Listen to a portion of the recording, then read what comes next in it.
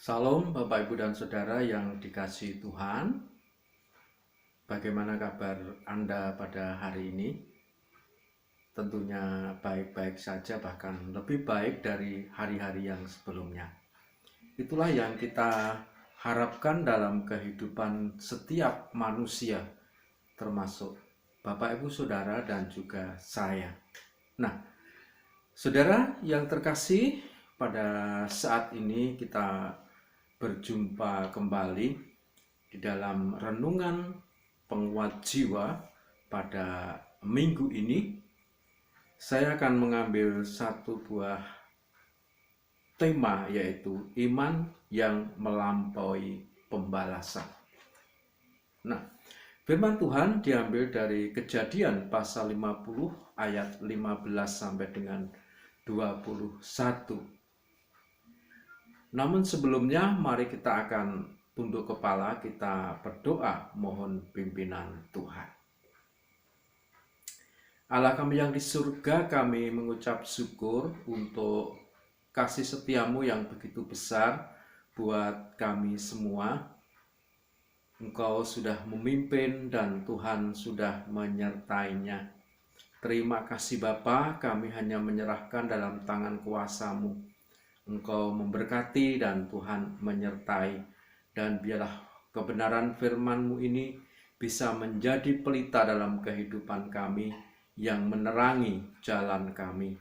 Terima kasih Tuhan, kami menyerahkan bagi mereka yang mendengarkan dan melihat kebenaran firman Tuhan ini. Kiranya Engkau meteraikan dan Tuhan memberkatinya. Terima kasih Bapa, hanya di dalam nama Tuhan Yesus kami berdoa. Amin. Kejadian pasal 50 ayat 15 sampai dengan yang ke-21. Demikian bunyi firman Tuhan.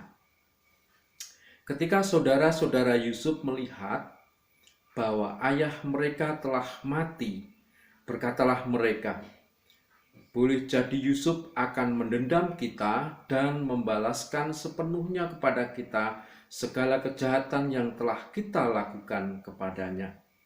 Sebab itu mereka menyuruh menyampaikan pesan ini kepada Yusuf. "Sebelum ayahmu mati, ia telah berpesan. Beginilah harus kamu katakan kepada Yusuf, ampunilah kiranya kesalahan saudara-saudaramu dan dosa mereka, sebab mereka telah berbuat jahat kepadamu. Maka sekarang ampunilah kiranya kesalahan yang dibuat hamba-hamba Allah ayahmu." Lalu menangislah Yusuf ketika orang berkata demikian kepadanya. Juga saudara-saudaranya datang sendiri dan sujud di depannya serta berkata, "Kami datang untuk menjadi budakmu." Tetapi Yusuf berkata kepada mereka, "Janganlah takut, sebab aku inikah pengganti Allah? Memang kamu telah mereka-rekakan yang jahat terhadap aku, tetapi Allah telah mereka-rekakannya untuk kebaikan, dengan maksud melakukan seperti yang terjadi sekarang ini, yakni memelihara hidup suatu bangsa yang benar. Jadi janganlah takut, aku akan menanggung makanmu dan makan anak-anakmu juga." Demikianlah ia menghiburkan mereka dan menenangkan hati mereka dengan perkataannya. Bapak, Ibu, dan Saudara yang dikasihi oleh Tuhan, peristiwa buruk yang menimpa seseorang seringkali menghantui dalam kehidupan mereka. Di dalam menjalankan kehidupan, mereka merasa terhalang oleh karena masa lalu yang begitu kuat dan menghantui hati dan pikirannya, membuat kehidupan kita merasa trauma oleh karena peristiwa-peristiwa yang terjadi sebelumnya. Nah, saudara yang dikasihi oleh Tuhan, lalu apa yang kita lakukan dalam kehidupan kita Kita mengantisipasi yang tidak perlu agar tidak terulang kembali sebuah peristiwa yang terjadi dalam kehidupan kita. Terkadang melakukan sesuatu yang tidak masuk akal, sehingga kecenderungan untuk melakukan dosa sangatlah besar. Dan akibatnya adalah tidak ada rasa sukacita, padahal kondisi saat ini jauh berbeda dibanding dengan masa lalu ketika mereka mengalami masa-masa itu. Nah, saudara yang dikasihi oleh Tuhan, pada saat ini kita akan belajar dari kehidupan hamba Tuhan yang dipakai oleh Tuhan, yaitu Yusuf. Nah, kita belajar dari kehidupan Yusuf. Yusuf dijual sebagai budak di negeri orang asing, yaitu di Mesir. Padahal Yusuf masih berusia 17 tahun pada saat itu. Ketika itu bermaksud mengantar makanan untuk kakak-kakaknya yang sedang menggembalakan kambing, menggembalakan domba di ladangnya. Nah, pengalaman buruk yang terjadi yang dialami oleh Yusuf hingga 13 tahun kemudian. Namun Yusuf mampu bertahan dalam kekudusan sambil memelihara pengharapan iman Yusuf. Yusuf merasa diberkati oleh Tuhan. Yusuf merasa bahwa dalam kehidupannya dipelihara oleh Tuhan. Walaupun Yusuf pada saat itu berada di negeri orang dan dia sebagai seorang budak, tetapi Yusuf tidak pernah mengeluh. Justru Yusuf menyerahkan segala kehidupannya hanya kepada Tuhan. Akhirnya Yusuf mendapat kedudukan tinggi di negeri Mesir. Sungguh luar biasa Bapak Ibu Saudara. Kehidupan seorang Yusuf, di mana Yusuf yang mempunyai latar belakang sebagai anak Tuhan, hamba Tuhan, dipakai oleh Tuhan. Dia tidak merasa disakiti oleh saudara-saudaranya. Tetapi Yusuf pun mengenang kebaikan Tuhan dan tetap berbuat baik kepada kakak-kakaknya. Itulah kebesaran hati Yusuf yang dipakai oleh Tuhan, yang berserah dan berharap kepada Allah pada saat itu. Dia tidak merasa ada rasa iri hati, tidak ada rasa sakit hati sedikit pun kepada saudara-saudaranya. Nah, saudara yang dikasihi Tuhan, lalu apa kunci sukses yang membuat Yusuf mampu menjalani pengalaman buruk tanpa dibelenggu oleh trauma? Yang pertama adalah Yusuf percaya kepada Tuhan senantiasa hadir setiap momen atau peristiwa di dalam hidupnya. Yusuf mengakui bahwa Allah bekerja pada dirinya. Yusuf menghadirkan Allah dalam kehidupannya setiap hari. Dia tidak pernah merasa mengeluh walaupun dia pada saat itu sebagai seorang budak jauh dari keluarga. Memang dia sengaja dibuang oleh kakak-kakaknya karena kakak-kakaknya itu merasa iri terhadap Yusuf pada saat itu. karena Yusuf adalah seorang anak yang disayangi oleh bapaknya. Pada akhirnya ada rasa iri, dengki terhadap Yusuf. Dan niat buruk pun terlaksana. Yusuf dijual oleh saudara-saudaranya. Nah, Yusuf percaya kepada Tuhan bahwa Tuhan memeliharanya. Tuhan berdaulat atas dirinya. Yusuf hanya perlu menjalani hidup seperti yang Tuhan mau. Yusuf berserah kepada Tuhan, menjalani apa yang Tuhan katakan dalam kehidupannya. Tentunya dengan ketulusan, kejujuran. Walaupun dalam masa dia ada di perantauan sebagai budak, di sana difitnah pun, Yusuf tidak pernah merasa marah, tidak pernah merasa ada sakit hati sekalipun. Nah, saudara yang terkasih dalam nama Tuhan, memang sulit untuk mempercayai rencana Allah di balik penderitaan yang kita alami. Rasul Paulus pun berkata dalam suratnya kepada jemaat yang ada di Roma, berkata demikian. Roma pasal 8 ayat 28 dikatakan demikian.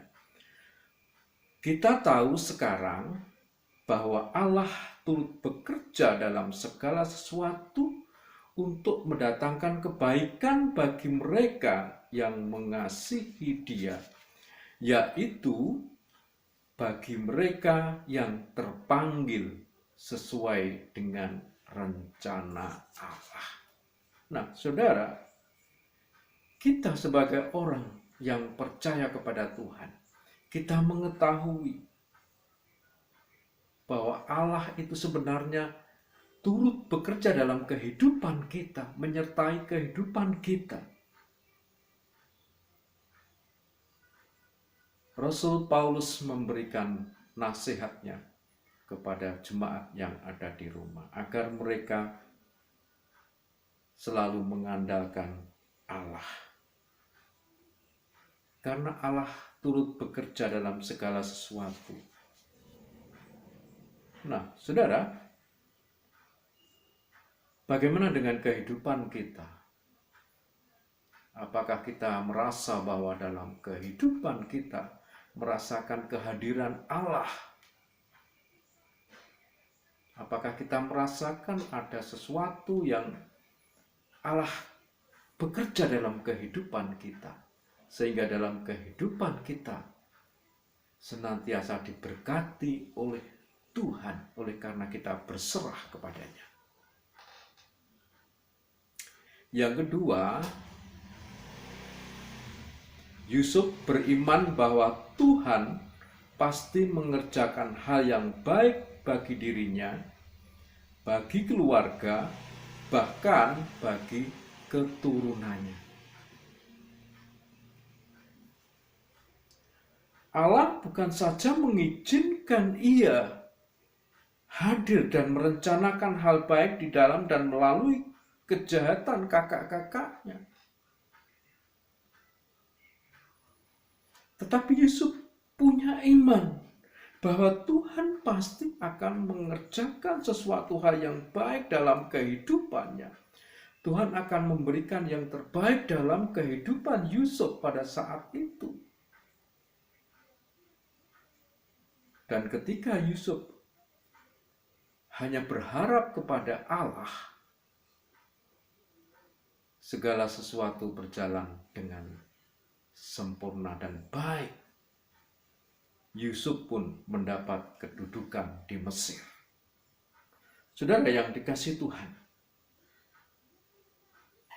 Yusuf juga konsisten dengan rencana Allah dalam kehidupannya. Ia tidak mendendam, bahkan mengampuni dan memberkati kakak-kakaknya. Padahal kakak-kakaknya merasa bahwa apakah nanti kita diterima oleh Yusuf. Karena dia sudah menyakiti Yusuf, menjual Yusuf.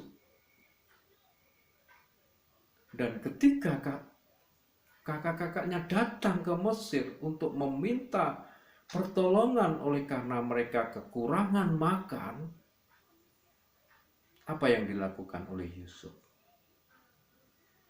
Yusuf menerima dan memberi makan kepada mereka. Bahkan hingga orang tuanya pun harus datang ke Mesir untuk tinggal bersama dengan Yusuf pada saat itu. Saudara yang terkasih dalam nama Tuhan, Yusuf adalah teladan yang mencerminkan hidup, mencerminkan kehidupan seseorang akan kegigihannya, mencerminkan kehidupan seseorang akan hidup dengan penuh percaya, penuh dengan iman. Yusuf adalah teladan yang mencerminkan kasih. Dia mengasihi saudara-saudaranya. Dia tidak mendendam. Yusuf juga mampu berkorban, mengorbankan harga dirinya pada saat itu.